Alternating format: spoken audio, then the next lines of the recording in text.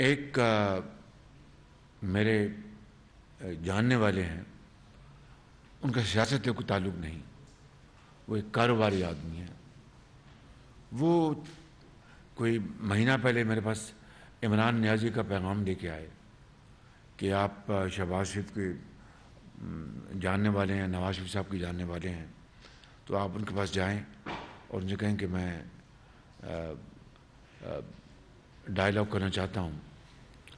اور ان کی زبانی، اللہ عالم ان کی زبانی، کہ وہ ساتھ دھمکیاں بھی دے رہے تھے اور ساتھ ڈائلاگ کی بات بھی کر رہے تھے۔ میں ان کی بات سنتا رہا تو میں نے کہا کیا ڈائلاگ کو تو انہوں نے ہمیشہ پایا حقارت سے ٹکرایا۔ میں نے پارلیمان میں ایک دفعہ نہیں کئی مرتبہ کہا let us sign charter of economy, تو اس کے بارے میں انہوں نے کہا کہ یہ چور ڈاکو یہ مجھ سے این آر او مانگتے، یہ جواب ہوتا تھا، یہ چور ڈاکو مجھ سے این آر او مانگتے ہیں، میں نہیں کرتا ان سے ہاتھ ملانا، گوارا نہیں کرتے تھے۔ مجھے کوئی خواہش نہیں تھی کہ ان سے ہاتھ ملایا جائے، لیکن ہماری ایک اسلامی اقدار ہے، دنیا میں یہ ایک طریقہ ہے، ایک رواج ہے کہ بھئی آپ جتنے اختلافات ہوں آپ بات چیت کرتے ہیں۔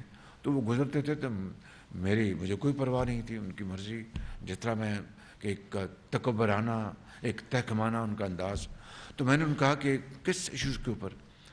ان کا جی 2 ایشوز، ایک آرمی چیف کی اپوائنٹمنٹ ہم آپس میں طے کر لیں، اور میں نے کہا ان کو اب یاد آیا آپس میں طے کرنا ان کو، اور دوسرا کہ جی یہ ہم الیکشن کی ڈیٹ ہم طے کرنے کو تیار ہیں، الیکشن اگر کوئی ہمیں ڈیٹ دیں تو ہم اس کو تیار۔ اور دوسرا آرمی چیف۔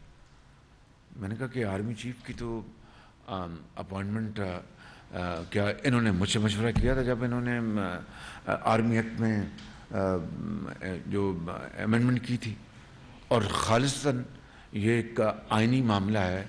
آرمی چیف کی اپوائنٹمنٹ جو بھی ہے وہ سارے کا سارا ایک ثواب دید آئین نے وزیر اعظم کو دی ہے، تو اس کے اوپر تو کس بات کی بھی مشاورت کرنا چاہتے ہیں؟ اور کہ جی ہم جوائنٹلی مشورہ کر کے اپنا 3 نام وہ دیں اور 3 نام میں دوں۔ میں نے کہا میں ان کو اب پیغام دے دیں، میں بتا رہا ہوں ان کو پیغام دے دیں کہ میں ڈائلاگ کے لیے تیار ہوں، جو کہ جس سے کہ ملک جو ہے کسی بھی بحرانی کیفیت میں نہ آئے۔ اس میں چارٹر آف اکانومی بھی ہے، اس میں چارٹر آف ڈیموکریسی بھی ہے، اور بھی چیزیں ہیں، لیکن جہاں تک آرمی چیف کی مشاورت کی بات ہے وہ ایک آئینی معاملہ ہے، مجھے ان کے ساتھ مشاورت اس بارے میں نہیں کرنی۔